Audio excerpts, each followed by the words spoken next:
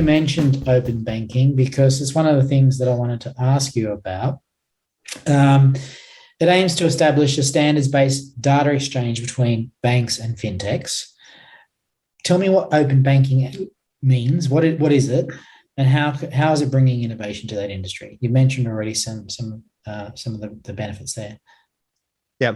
So the benefits there, or what it actually is open banking. That means other banks or other banks or other parties are able to get access to your accounts, to your financial transactions. Also, are able to create payments and transactions on your behalf.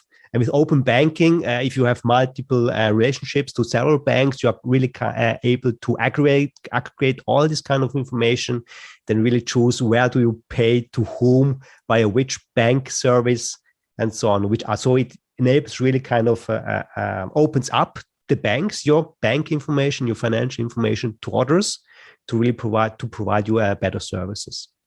What control does the end user, the customer, have over that exchange of data? You own this kind of information, and you can or you have to, or you should have to provide consent to the third party to really allow them to access this kind of bank. So banks would never kind of share your information, your financial transactions and financials to other third party without your consent. And I imagine, it sounds great, in theory, having open standards around data exchange for banking. But I imagine there's jurisdictional type of differences between the open banking standards which are emerging. I imagine different countries or certainly continents would be standardizing on certain data formats and others on others. Is that the case, or are we finding some sort of international standards around open banking?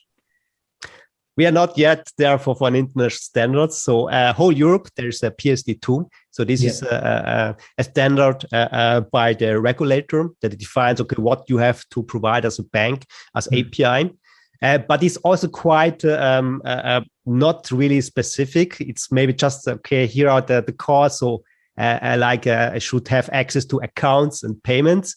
But every bank implements it differently. So there is no kind of standard. There's just the services there are standardized, but not really the content. So was from our experience to really get this kind of, or analyze this kind of transactions and relationships, that's super complicated because every bank has its own logic.